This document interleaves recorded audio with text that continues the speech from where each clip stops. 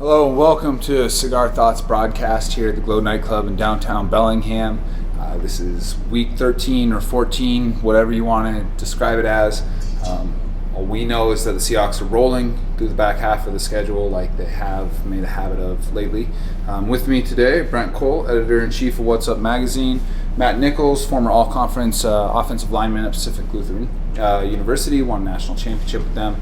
Really happy to have both of you guys here with us.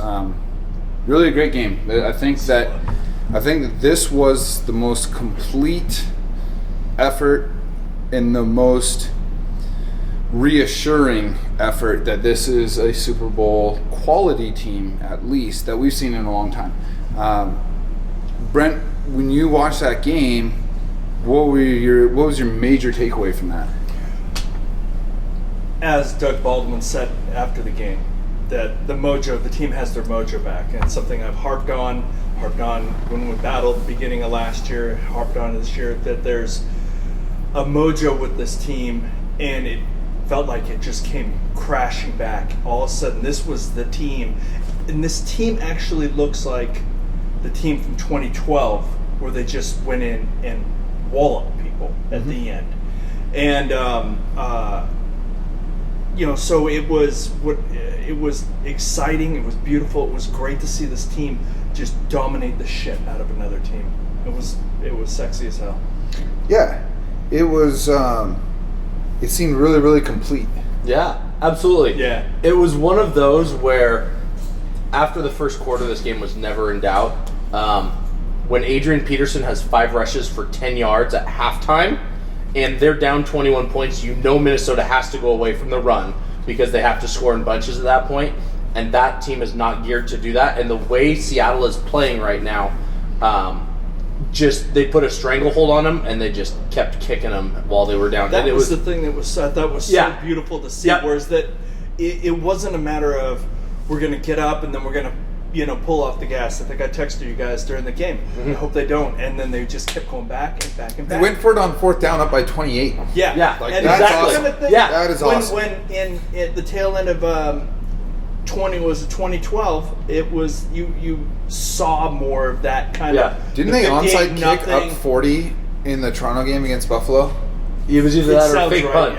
Yeah, it was a fake punt. And that's what I talked with you on the phone yesterday. Yeah. This felt like that game where it was like, doesn't matter who you are or what you're doing, we're going to do what we do. Yeah. And we're just trying to figure out, we're learning our learners, and we're trying to figure out the best way to exploit this, to exploit the other team.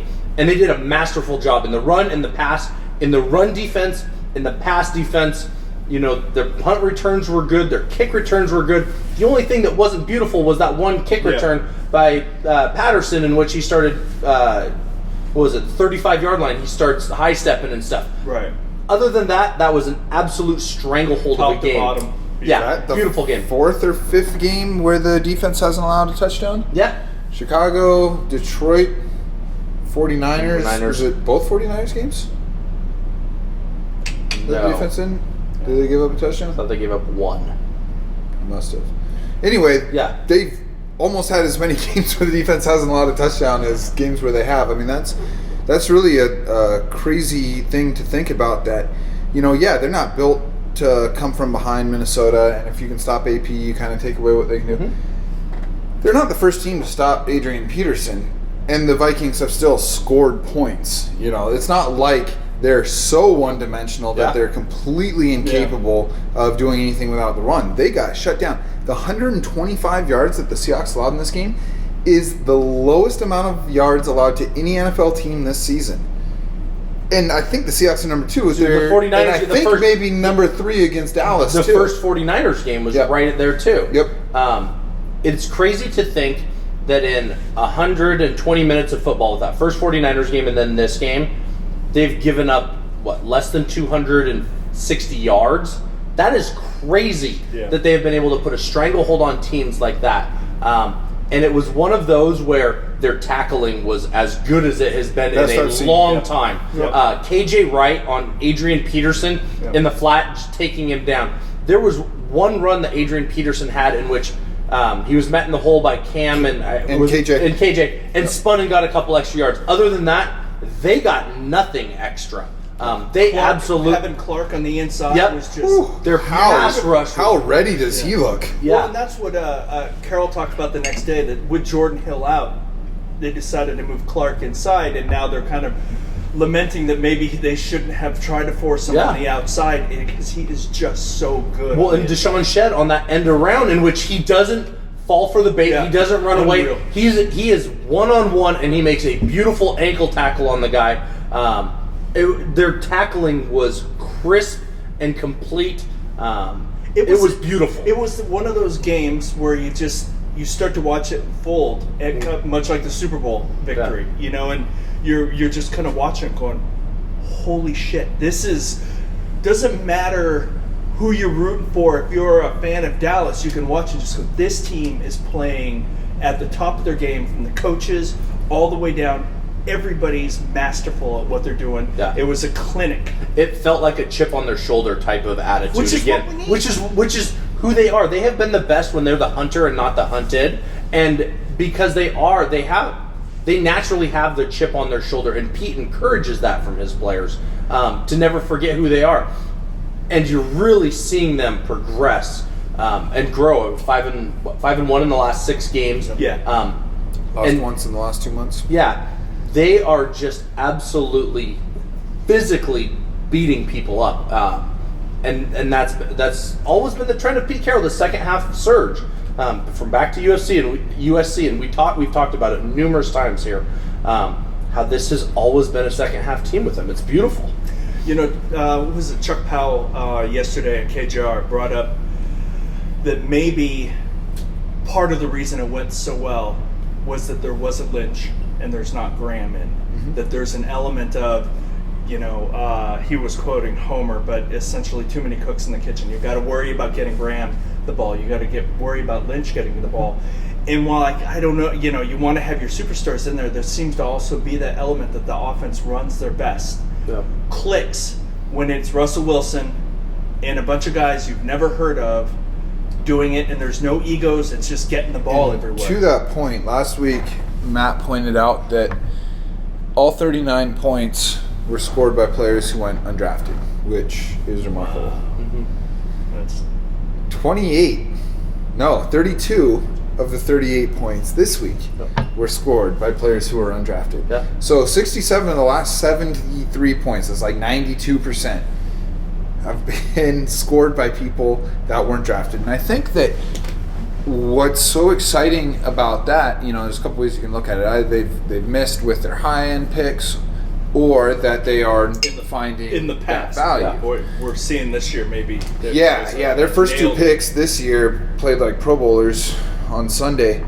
But, it's exciting to see the team clicking the way that it is, but it's really exciting, and I think this is like a standard deviation of hope above just cheering for a good team, is that they are getting really inexpensive production. And you hate to talk about players as commodities, but not only are they body bagging teams right now,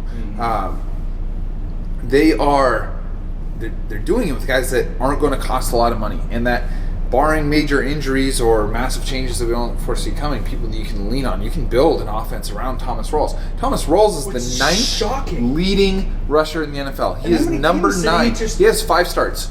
Unbelievable. And he's the 9th leading rusher in the NFL. He's number 1 in the NFL in yards per carry. Russell Wilson is number 2. This is the Seahawks offense. Get this. The Seahawks offense is number 1 in the NFL in yards per run. Fire Darrell Bevell. And number 2 in the NFL in yards per pass. Go to BYU, Darrell Bevell. Number 1 in the NFL on a per play basis. They started 7 undrafted players on offense this week. 7 out of 11. And not a single first rounder besides Okung. I was complaining about Cable and the line, and with good reason. It was ugly the first 6 games. It was ugly, but you throw in Patrick Lewis, and and not that he's necessarily the end all for the reason that changed, but it seems like he's a big portion of that. But whatever he's done, maybe this plan that he had was actually the right plan. Well, and you're seeing Justin Brent just become a mauler at left guard. So all of a sudden, the pick off of him looks like you're seeing Gary Gilliam have his. He has beautiful feet. He was a tight end. And he knows how to move his body, and he was a basketball player. You've seen that in pass pro this year, but he's had some funky angles. But you're seeing it on his cut blocks, where there are several plays where he gets guys just completely on the ground. And there was one play where he gets a guy on the ground, and then Rawls cuts back, and he gets a second guy just by lunging. He is becoming a surgeon at that right tackle position. They are absolutely clicking. A while. And with Thomas Rawls, he's hitting the hole so fast that it probably suits this this offensive line where they don't have to hold their blocks that long. They are peaking at the right time.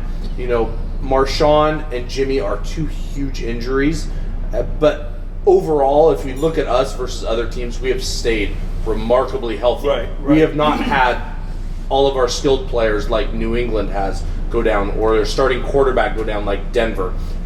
By us staying healthy as we did last year, as we did the previous year, it gives this team the opportunity to start beating up on teams that are on their second quarterback or on their fourth right tackle and so on. It's really exciting to see.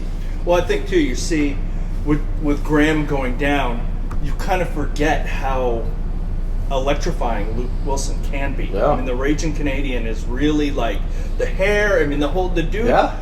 If you get him back in the offense, it's not like you can go, oh, well, Graham's out. Well, no big deal. We've got him. Yeah. But he has this special spark that works within that offense that shit just starts clicking. Well, and I think there's been 3 instances where we've seen just what an incredible athlete he is. Yeah. Jimmy Graham goes down. The first play after that, they go to Luke Wilson. Amazing. On the second drive of this game, Which Seattle was brilliant. Yeah, I mean, exactly. We are not going to change our offense. We are going to the number 2 guy in that position because we believe in him as much as we believe in our first.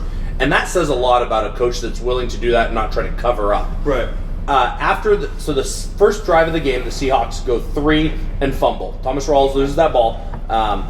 We force Minnesota to punt. We get it back. We go 3 and out, but then there's a defensive holding call on Tyler Lockett, which is debatable whether it happens or not. There was some regression to the mean for penalty calls. There were some terrible calls in this game. That can't go. If we're going to complain when they're bad, we gotta see our. We got blessed by some shitty calls on Minnesota's part, and that was too bad.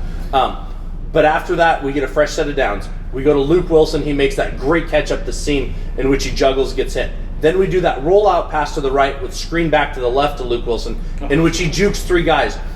There's very few tight ends in the NFL, let alone people, that have the ability to make 3 guys miss in the open field and pick up 20 yards. Yeah. Luke is becoming a really good blocker, but he's very explosive in the pass game. We're going to miss Jimmy Graham. There's no doubt about it. He's one of the best tight ends in the game. But we have people with expectations that next man up, you're going to do just as well. And that, for the Seahawks, has always been a great MO. And I think, as I just said, that the ability for Wilson to Russ to not have any need to hit Graham well, we've got to make sure that Graham's in there. Just like when it was Percy trying to fit him in the offense. This offense hums when we've got Baldwin, and Curse, and Luke and Rawls, and Cooper Helfett had the second play of the game. Pass. We came out in the first play in 11 personnel. The next play we came out in 12. So running back, 2 tight ends. So we had Wilson and Helfett. Play action pass. It's Cooper Helfett for 12 yards and a first down. Yeah. They don't care. We believe in all of our guys. If you're on the roster, you're good enough, but it's and you're good enough to play. We don't care. It's we don't have to worry. Mm-hmm. I mean, I'm not calling Pete saying, do you miss Jimmy or anything like that. But I think there seemed to be, from the layman's the viewpoint that there was a force of trying to get this happen and this happen and not being synced up. And it just feels like when you take away the superstars outside of Wilson, then you get this ability to look at the whole field, and there isn't that little thing in the back of his head of got to hit Jimmy or should have gotten to Marshawn or something like that. That it's boom, boom, boom, boom, boom, and all those guys are so fucking fucking sneaky quality good. So good. It's one of those things. Shocking. I know for myself playing when we had the game versus our largest rival, who was Linfield.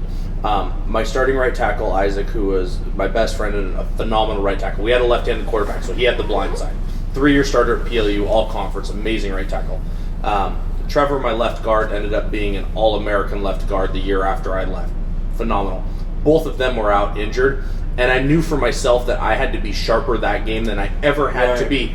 And that's just one of those things where you have to step your game up, and when all 11 people on the field at the same time step their game up, and coaches do the same thing as well, because they have to think, how are we going to incorporate this? How are we going to protect this guy? How are we going to expose their defense? Right. You can really see the level of play of the Seahawks just ratchet up quickly. Yeah, I mean, not to play couch psychologist, but that seems to be, from sitting on my couch, what you're seeing, you know? Yeah, it's... Jacson, did you want to talk about This is great, man. God, now I know how lucky all of you guys are. Where's Katy Perry to lead this? Yeah, jeez. Matt's on a Katy Perry fix right now. But if we're honest with ourselves, aren't we all? Always. Yeah, I think that, what we're seeing is like a real full manifestation of a philosophy. Yeah. A philosophy that has always worked with a bunch of all pros, right? You can say, oh, sure, it's good for, it's easy for a philosophy to look good when you have Russell Wilson and Marshawn Lynch and whatever else, right? Cam Chancellor and Sherman, Earl Thomas.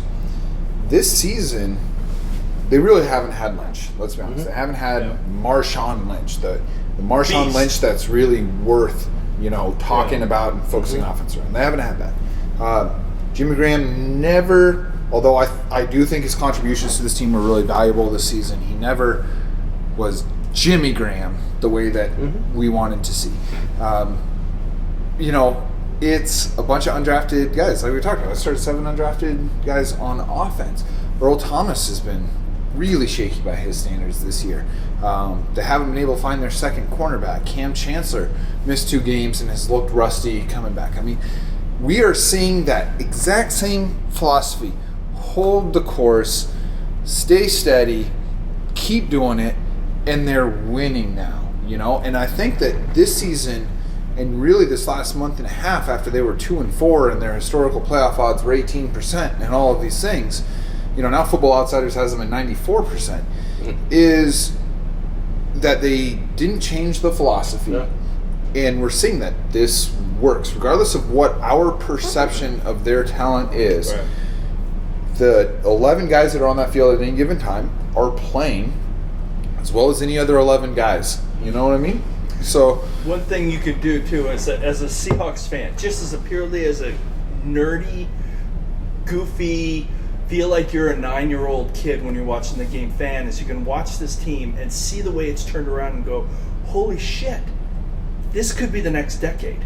The way they coach, the way that they prepare, the way that they let go of guys, if they just like, well, we don't have any need for them, we're done, I don't care if we owed them $7 million.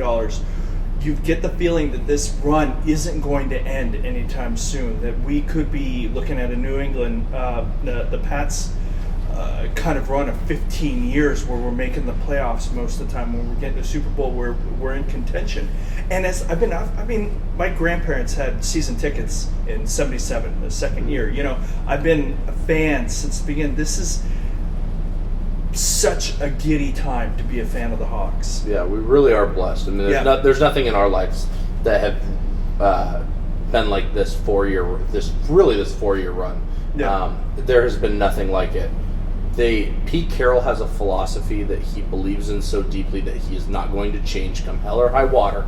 And you've seen others. That philosophy includes changing. Yeah. That's the brilliant thing, is that the philosophy includes trying to get into change. They changed their practice schedule before this. They're trying to find that edge in everything that they do, whether it be what uniforms they wear, how they wear them, what time they eat meals. It's all that.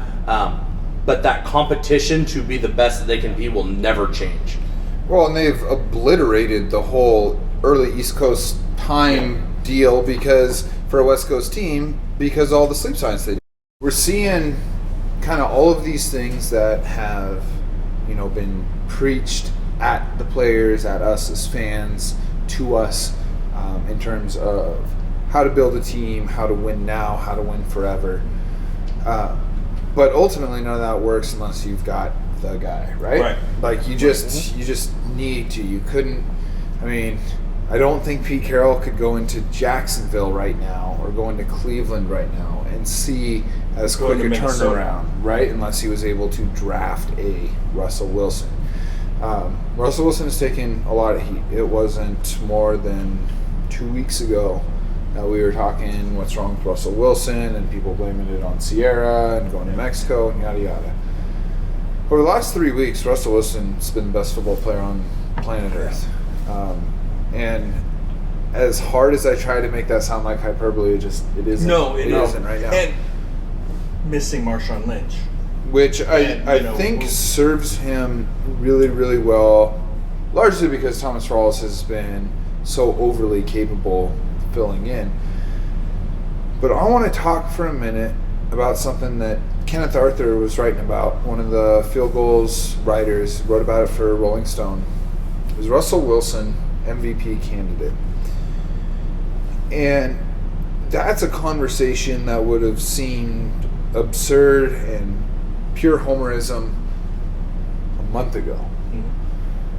But if you read the article, I laid out some numbers. And he's in the midst of a stretch right now where he is leading the NFL in completion percentage over the last, I think this is over the last 3 games, completion percentage. Yeah, it's the last. Yards per attempt, touchdown percentage, interception percentage, and passer rating. Not top 5, not top 3, number 1. Mm-hmm. If you go by raw counting stats, Wilson's not ever going to be a top 5 quarterback. No. If you go by per play efficiency, he's in the conversation. And that isn't even taking into account how effective he has been as a runner. Matt, I'm going to start with you. Is Russell Wilson an MVP candidate this year? If this torrid pace that he is on continues, absolutely. We have never seen anything like this in Seattle sports, where we've had an athlete that has absolutely taken over, and there's nothing stopping him. Maybe back to Ken Griffey Jr. Yeah, but not on a football team. Yeah, not on a football team. I mean, you'd have to go back to Felix when he had his run several years ago of complete games and one run or less. Yeah. Ken Griffey Jr. when he was hitting bombs. Randy Johnson. But on the football team, where you have your most important player in a zone like this, we've not seen anything like this. I mean, probably the only 2 players in my lifetime in Seahawks history that have had runs like this are Walter Jones and Cortez Kennedy. Yeah, absolutely. And left tackle and defensive tackle are really important. But they're not quarterback important. Yeah, absolutely. They're not quarterback important. And he is taking a team of misfits, shall we say, and they are gelling, and he is hitting all of the other misfits at perfect spots. His touchdown passes to Doug Baldwin this last game, Doug never slowed down. Those passes were perfect. The pass to Fred Jacson out of the backfield, they fake a run to the left. Oh, God, that was... So all of the offensive line runs to the left. Jacson comes out to the right. Russ runs to the right. They do a play fake, and he's absolutely hits him perfectly so he can get in without slowing down. It's not just completing the passes, but it's completing the passes in a manner that allowed Doug Baldwin to run for 80 yards to beat Pittsburgh. That's we talked about that last week. That is so huge. That is everything. So huge. It's the difference between an 8-yard gain and an 80-yard gain. Absolutely. That game versus Pittsburgh continues. We get the first down if he doesn't hit Doug in a spot where he continues to run, but we don't end the game like that play ended the game. There is nothing right now on the football field that Russell can't do. You look at his 50-plus yard rushing touchdown that gets called back because of a borderline holding call on Luke Wilson. He has a touchdown run on a third down where, not everyone is open immediately, so he takes off and runs, makes a guy miss, and jumps in the end zone. There's nothing on a football field that he can't do right now. And if this pace continues, or even if it slows down a little bit, he needs to be in that MVP consideration. Well, I think that touchdown run by Russ is a perfect, under a microscope of how good he is and how good he's become. That he got that 50 yards on just as, he just nailed it. Yeah. And runs his ass, comes back, holding penalty, whatever, and then hits Baldwin. I can't beat you that way. Okay, I'll beat you this way. He gets drilled. Sweezy misses his block. If you watch that play, Sweezy comes inside. The D tackle rushes to the outside. He gets a hand on him and he's pushing him by. Russ gets drilled. He stays in the pocket to the very last second to drop that ball perfectly to Baldwin. All those things that prior to 3 weeks ago we were bitching about, that he wasn't staying in the pocket. And granted, as we talked about off air, that there was two elements of A, the pocket is no longer collapsing, and B, he's no longer worried about it collapsing, so he can sit in the pocket. But he is sitting there, and because he's given a little bit of time and no longer worried about, I've got to get my ass out of here, he is doing the offense to absolute perfection. It's like watching a conductor of a symphony. Yeah. It's just a thing of beauty. The quick passes out to Tyler Lockett for first downs on third and short. Sick.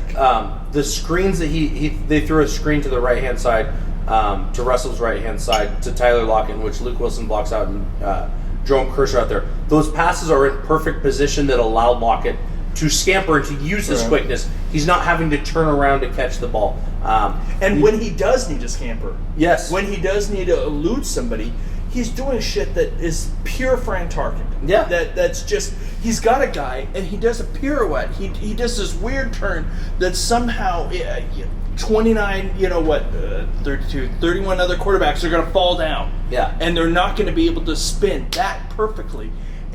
And he was able to and then continue to run for the first down. Makes it. Yeah, not just the spin, but the run after it. This is something that 20 years ago we're going to be able to look back and go, wow, that was. This is Joe Montana type of amazing high level quarterback. And play. there's something about probably getting called out within the locker room or just not being happy with your own performance. He's his toughest critic. I mean, he is somebody that strives for perfection and everything.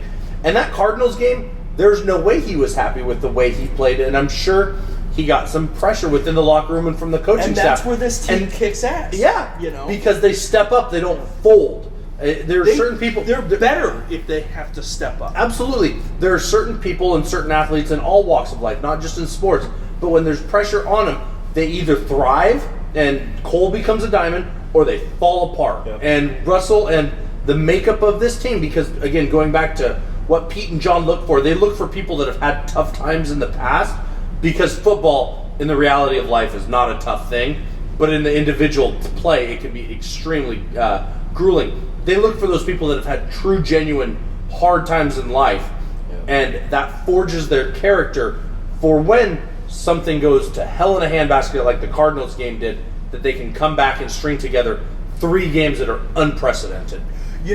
This is, obviously we're going down the Russell Wilson and the offense, and I'm hoping that we're going to hit the defense here really soon. Yes. But one thing that, when you're talking about tough times and that kind of character, I can't remember which play it was. I think it might have been Rawls going down or something, where you saw a picture of Richard Sherman going apeshit, just jumping up and screaming and out of his mind, and you could just tell that there was the electricity, like everybody was engaged.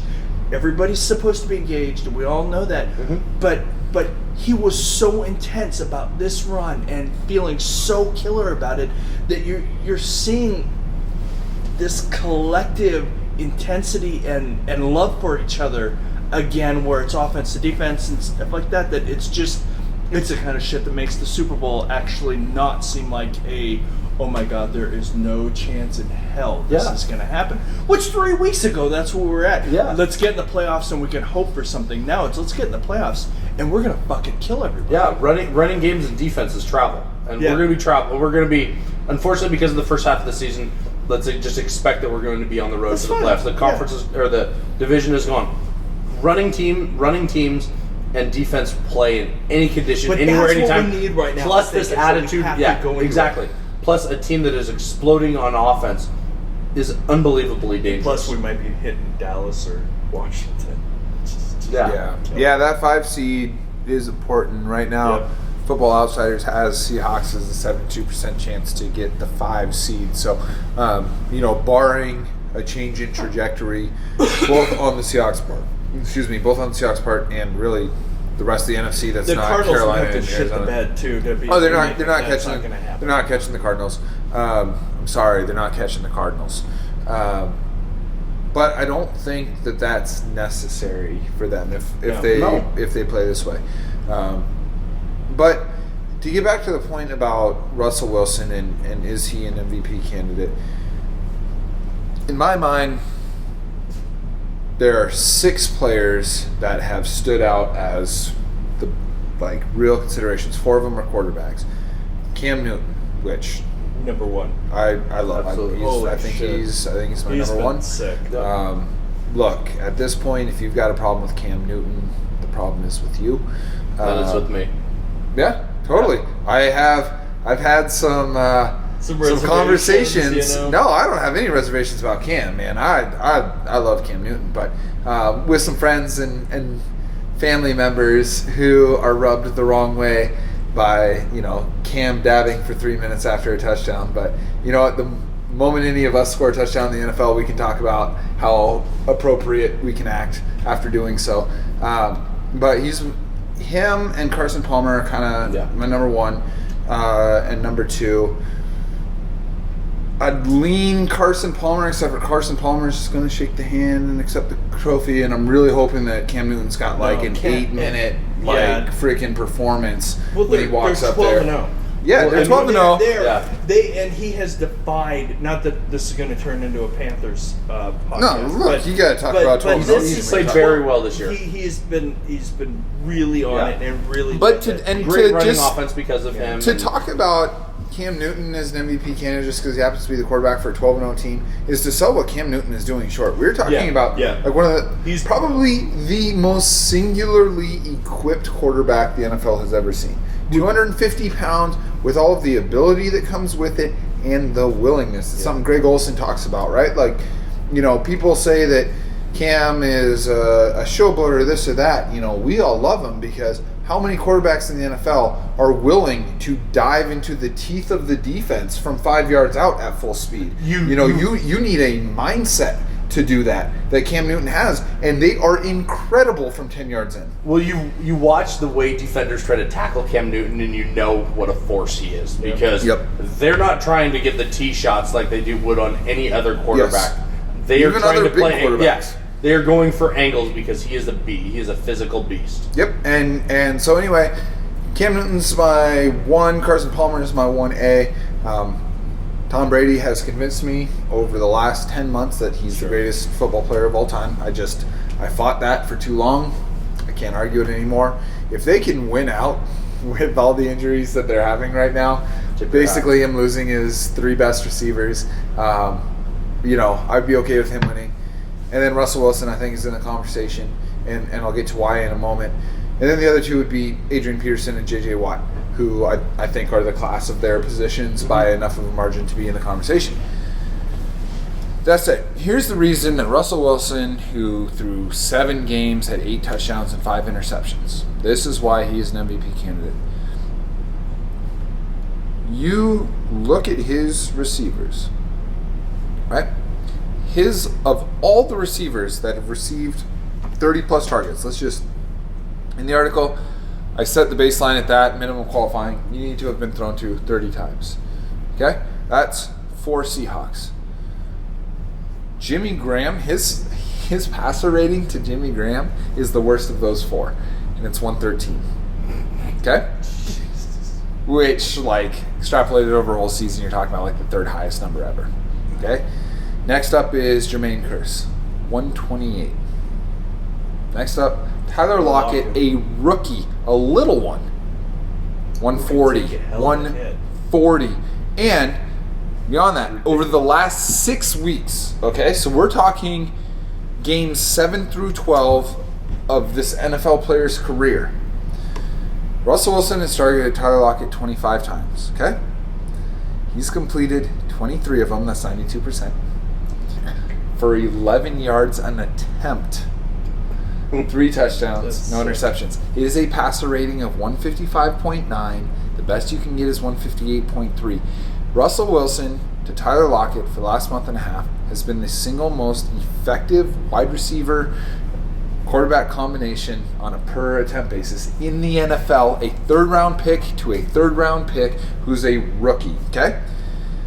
140 on the season targeting him, which is like a top 10 number ever. When he's targeted Doug Baldwin, who I had to admit in the article I have sold short, when he's targeted Doug Baldwin this year, his quarterback rating is 150.4. That's nuts. For comparison, the highest number on record by Football Outsiders, Pro Football Focus, is Aaron Rodgers to Jordy Nelson at 150.2 in 2009. So this is the type of production that we're talking about. And 2 of those guys weren't drafted, and one of them is like 5'10" maybe. So this is him taking, very like kind of food stamps groceries and creating a 5-star meal with it. He's got an undrafted running back next to him. He's got a hodgepodge offensive line. And he's top 5 in whatever efficiency category you want to go by. Passer rating, completion percentage, average yards per attempt, average yards per play, touchdown percentage, interception percentage. Like, he is elite in every category now. He has to be considered. He has to be a part of the conversation when it comes to being MVP. And I think that so many people, the noise against him versus the expectations of the new salary and the new celebrity and the yada yada was so low for so long that people are having a hard time readjusting to the fact that of everybody playing football in the world, no one's doing better at it than Russell Wilson. So I do think he's in the conversation. He's still probably number 3 for me. Yeah. Maybe number 4 behind Watt, because Watt is just ending worlds right now.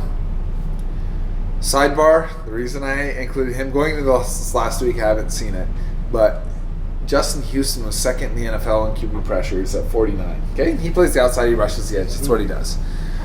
J.J. Watt had 68. Like, sit out the rest of the season and still be that. And he lines up inside the tackle. Mm-hmm. I mean, he's a transformative force, so I'd put him in that conversation as well. Transitioning kind of from that, I know that you are kind of chomping at the bit to talk about the defense, and really they are worthy of a lot of our time. So I want to start with you. What was the thing that stood out the most to you when you watched the Seahawks play defense against the Vikings? The rush. I mean, seeing Michael Bennett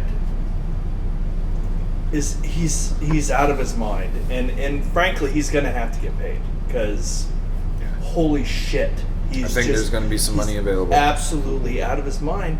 So you have Michael Bennett, and then you have the emergence of Frank Clark, which was just a thing of beauty. He looks ready. Yeah, he looks ready. NFL ready. And all of a sudden, and you go through, and you can go, the D-line killed it. Killed it. Yeah. Linebackers killed it. And without Kerry Williams, and you've got Deshaun Shedd in there with Jeremy Lane backing him up, they just like the offense, it was just humming. It was where you watch it and you're like, holy shit, this is the best running back, period. I mean, Brent, you hit on it. This defense is playing really, really well, and for all of the accolades, the attention, the criticism, the focus on the secondary, I think that you really nailed it in that it starts with the pass rush. And what we're seeing from Michael Bennett is the best football of his career. What we're seeing from Frank Clark is the emergence. Yeah. The potential emergence. I think stalwart potential. It's kind of like Rawls, where we're not going to quite anoint him as the heir apparent, but seriously. Pete Carroll talked about, he had 2 sacks, so Frank Clark was a rookie. They've been kind of trying to make him an edge rusher this year because the Seahawks defense values that so much, and they also have such impressive interior rushers with Jordan Hill and Michael Bennett. Clark had a tough time getting on the field, and hard to blame Bennett, Averill, Irvin, Cassius Marsh. There's a lot of talent, a lot of productivity right there. He did. They moved Frank Clark inside in this one. Because Jordan Hill was out. And again, it's that same kind of thing where it's just the philosophy works when your top tier guy goes down. You just make the adjustment. And Frank Clark had 2 sacks rushing from the inside, which is amazing. And Pete Carroll talked after the game how close he was to having 4 sacks in that game. I don't see anything in Frank Clark's game that says, well, only against certain offenses, or there was a couple of missed blocks or whatever. He is beating dudes who have spent their whole life training and being paid very well to stop him. Yeah. And he's doing it as a rookie. Yep. He's the hype that happened on draft day from the Seahawks side, not from the Mel Kipers of what in the hell are they picking this guy for? The Seahawks, this is what this guy's going to be able to do. And you really saw it. And I'm starting to character concerns are the new market in efficiency, man. Yeah. Like that's where you find your edges is super talented. Thomas Rawls, who stole a purse, I think. Yeah, stole a purse from somebody in Michigan. Ended up at Central Michigan. It's just one of those things where like if you can, and who knows what happened in the Clark situation. That's not the point here. But the idea is that if that wasn't the point, Frank Clark's a first round pick, most likely. Yeah. So anyway, like you were talking about picking guys who've been through tough situations. I think that there's a lot that has a lot to do with them being able to get a player of Frank Clark's caliber at the spot in the draft that they did. And the beautiful thing about having such a top-heavy, talented roster is you don't need those guys to justify their draft pick in year one. Yeah. That said, some injuries have happened and some scheme things. You've got Cliff Averill playing the best football of his career right now. There's just not enough snaps to give Frank Clark on the edge, and he's not really that suited for it anyway. And they've accumulated enough talent on that team where in the second round they don't have to go get a left tackle because they have a glaring weakness there, or a running back or something like that. Because they have enough talent on the team, they can go pick who they want and not worry about position. The luxury. They have an abundance of talent at the DN position. Frank Clark was cream on top of the dessert, but his ability to move inside brought back shades of the preseason where we saw him. We've been wondering what the hell happened. Exactly. Carol on Cairo talked about, I think it was on Monday morning, how he was actually injured just a little bit dinged up at the beginning of the season.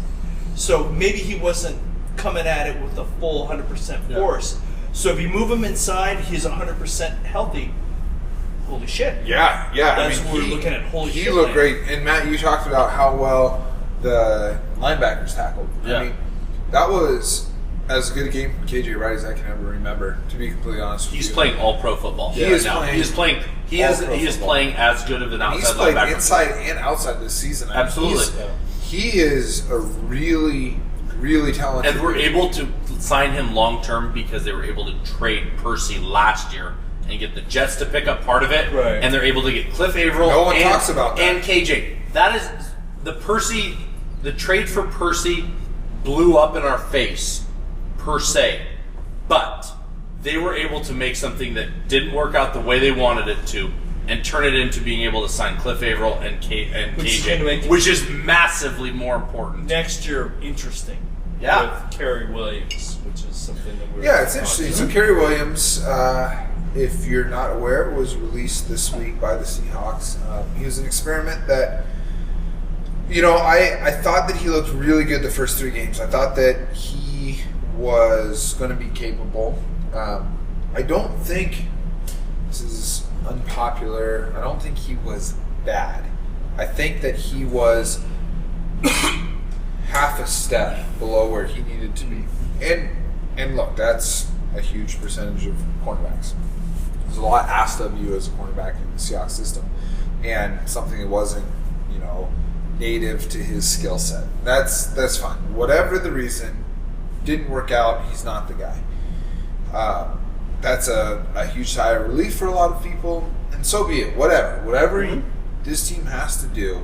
He's only going to, per Davis Sue, if you're not following Davis Sue, that's HSU.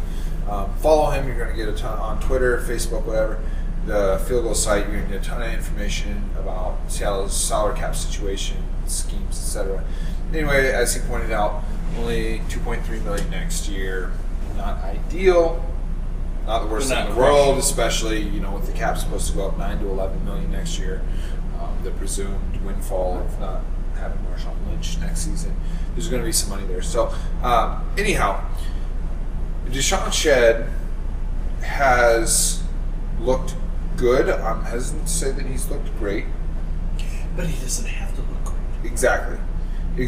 And I think that if you can do a couple of things well as the second, like for the Seahawks situation to work on defense, you need Richard Sherman. Yes. You need one guy that can take away a third of the field so effectively that you can roll everybody else to the other side, right? They've got that. So Brandon Browner is arguably the worst corner in the NFL this year because he is being asked so bad. And he's being asked to play traditional corner. Yeah. Byron Maxwell might be having the second worst season in the NFL at cornerback in Philadelphia. Pete Carroll is not concerned with what you can't do. He is concerned with what you can do. And to be an effective number 2 corner in the Seahawks defense, you have to win inside of 10 yards. Yep. Brandon Browner got beat all the fucking time in Seattle. People don't remember. Brandon Browner on a double move had no shot. It was either he's grabbing the receiver or he's getting beat. But that's okay. They just rolled Earl over the top of him consistently and said dominate inside of 15 yards. Byron Maxwell was so good inside of 15 yards. Walter Thurman was so good inside of 15 yards. That's what you have to be. Deshaun Shedd is not going to stay with Antonio Brown on a double move, right? I mean, who is? Richard Sherman and maybe Josh Norman. But he doesn't need to because Richard Sherman is so fungible, so malleable. You can do whatever you need to do with him. What Deshaun Shedd needs to do is win inside of 15 yards, and he is built athletically and physically to do that, where Kerry Williams wasn't. He's more of a traditional cover guy where if he's off, you're toast. And the Pete Carroll system sets you up to have a little bit of margin for error as long as you can win the physical battle off the line. Yeah. And so, I think that while Kerry Williams might actually have more traditional cornerback talent than Deshaun Shedd, I think it's safe to say that Shedd's size and athleticism is a better fit. And the fact that he spent his whole career learning the kick step and learning that's exactly it. Yeah. It's a big deal. Kerry Williams was brought in and asked to do something that he has never been asked to do before. Yeah. It didn't work out. So I think that what we're starting to see is, okay, we spent 8 games figuring out who we are. Now that we kind of have an idea of that, here's how we adjust to Jordan Hill getting hurt, to Kerry Williams not being what we thought he was, to Marshawn Lynch getting hurt, not being who we thought he was, Jimmy Graham's injury. Exactly. We're seeing, as you would hope. Yeah, we're seeing an adaptation from the Seahawks that they haven't been forced to make since 2011, and doing it with a lot less talent and experience back then. So I think that this defense is showing that now with the personnel that they have moving forward, it is the right 11 guys together. Maybe not individually, they're the most 11 talented defensive players on the roster, but together they're the best combination of 11. And that is just like on offense with the offensive line juggling, different running backs, different receivers, different tight ends, is that they're using that first half of the season, what works best for this team. And we're starting to see it. And just like you'll see in the games. First half of the games, they tend to kind of play a little roped up, we'll kind of figure it out, and the second half they tend to explode. This happened last year too, where it's like their MO, and Pete talked about it on Monday at Cairo, that It's all about how you finish. It's all about how you finish. And so it's the way they do things. And this year, everybody just, oh my God, the sky is falling. This team is just shit. Blah blah. Same blah, as last blah. year. Yep. Same as last year, right? Maybe next year when they do this and they get through 8 games and they're 4-4, the fans will realize, just wait, be patient. Good stuff is happening. This time of year is our annual validation of us preaching patience and trust the system. Yeah. And I took a lot of criticism for defending Darrell Bevel, for defending future the BYU system. coach. Yeah, Darrell right. Bevel. We'll see. Yeah, that's going to be super interesting. And I didn't have, and the reason I did it is because what we're seeing now. You realize how historically rare it is to be top 2 in yards per rush and yards per pass? Yeah. I mean, this isn't just a thing that happened.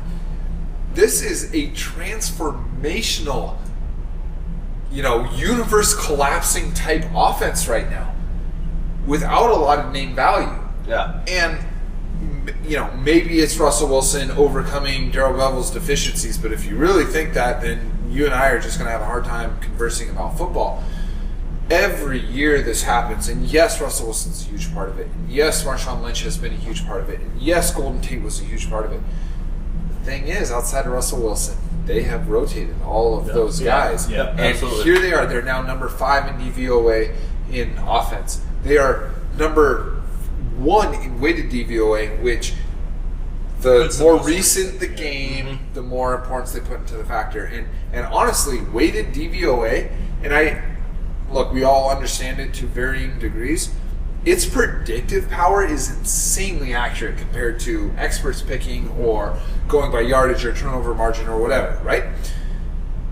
They're number 1 in the NFL by a good margin right now in terms of weighted offensive DVOA. Their defense is number 5 in weighted DVOA. They are clicking right now. Their special teams is 5th. Like, they are playing peak Seahawks football with a bunch of guys that 2 years ago we hadn't heard of. Yeah. And go on. And we have Baltimore and Cleveland in our next 2 games. Baltimore, which can take those numbers and just skyrocket them up even further. And if although DVOA does account for opponent's strength, that's one of the great things about it. We have an opportunity here with the next 3 games that are incredibly winnable. I mean, 10 victories between the Rams, the Browns, and the Ravens this year. Johnny Football? Did I see a headline today that Johnny Football's He has back been in? named the starting quarterback again in the toxic mess that is Cleveland. And if you don't appreciate what Seattle has in a philosophy, just look at Cleveland, because that is the antithesis of a organization that has a philosophy that they're following. But these next 3 games for Seattle is really about putting hay in the barn going into that Cardinals game. And they go 3-0 in these next 3 games. Who cares what the Cardinals have done? We are sitting in a beautiful position. This team is clicking like go 10-5 into that final game. Yeah. What the hell happened at the beginning of the season? We're not going to worry about it. Well, that's the thing. You mentioned it. Defense and running game travels. Yeah. If you're relying on just the incredible intricacies that it takes to be a successful passing operation in the NFL, your margin for error, I would say that your margin for error in passing offense is much smaller than it is in rushing offense and defense, right? That's why they travel. It's why the highest scoring teams rarely win the Super Bowl. And if we are traveling, they'll be traveling. We hit the play. Yeah, not if. But we had the playoffs and then 2 Super Bowls. This isn't a team that's going to be weak-minded and coward to any team. Oh my God, this is a playoff pressure we're worried about. This is the team of any team that's going to be able to travel and say, "F you, we're going to come in and we're going to kick your ass." Yeah, they are peaking at the right time. They are staying, for the most part, minus the Marshawn and Jimmy, healthy. Isn't that crazy that that's an afterthought? Minus Marshawn Lynch and Jimmy Graham. Yeah. You're and it's just like an in-passing thing. Yeah. They are crazy. This team, it's that snowball effect that we talked about earlier this year where it was starting to come. Their offensive line has sealed up. 30-plus sacks in the first 6 games. We have a handful of them in the last 5. The momentum is coming. The tide is coming. They are playing as good a football as anybody in the NFL right now. There's nothing that this team can't do. The only way it gets beat, if they continue the way they're going, is to beat themselves with dumb penalties and turnovers. Well, and I think that says, we spend plenty of time on Twitter and see the trolls and stuff, and there has to be an element of just, as a Hawks fan, sit back and enjoy this. Yeah. Because this is a That's my main beautiful takeaway. thing. At some point in our lives, we are going to be Cleveland Browns fans again. Yeah. Yep. It's just Yeah. that's the nature of it, right?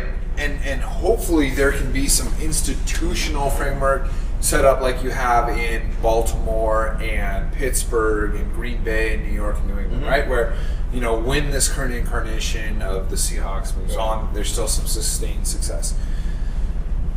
But just when you're nitpicking the Seahawks and complaining about it, just please step back and try and look at this whole 5-year window 9-year-old as kid a and whole. just, instead of nitpicking and stuff, look back and remember what it was like to go, this is awesome. No team has ever won every single game by 3 touchdowns. Yeah. The best teams in history have had to win close games and have lost close games, and those aren't indictments of a team being elite. A 31-point victory on the road against a division-leading opponent. West Coast team traveling East Coast, early start, division leading, won 8 of their last 10, number 1 running back in the NFL. A defense that is performing very, very well. Yes. This is when that's you're wearing your shirt. You won by 5 scores. Yeah. And this ass is kicking. Where you're in Fred Meyer and you're wearing your shirt and you're wearing your hat and you're talking to some rando about the Seahawks. And this is where we should all just be enjoying going into the season. Yep. We're just gonna have a good time with it because this is some special shit. Yep. It is. And so we haven't talked a lot about their game coming up. Usually we try to spend a little bit of time with that. If it's a game, it'll be disappointing. If it's a game, it will be disappointing, which is crazy to think about when you looked at the schedule before the season and you see a late season game at Baltimore, which was supposed to be. If you told me before the season that Sunday night game was going to get flexed to a morning game, I'm thinking, okay, maybe I'm penciling that in as loss. So, look, they're missing Flacco, they're missing Forsett, they're missing Steve Smith, they're missing half of their defense. No Charles Suggs. Yeah. We're seeing a JV football team. If the Seahawks lose that game, we'll talk a lot about the Ravens. But for now, we're going to assume that this version of the Seahawks is going to continue to perform close to this level. We have no reason to think otherwise. And unless the Ravens players play the game of their life, I don't think it will be close. We're running out of time here. I want to thank Evan, Joey, Nate here at the Glow Nightclub. And Joel for killing it every week. Joel's our AV guy. He's the one that really, we couldn't have this look and sound as good as it does without him. So a huge thank you to him. Anyhow, we'll catch you next week, and I'm sure we'll have lots to talk about the Seahawks versus the Ravens. So for Matt Nichols, for Brent Cole, I'm Jacson Bevens. Thanks for tuning in. We'll catch you next week.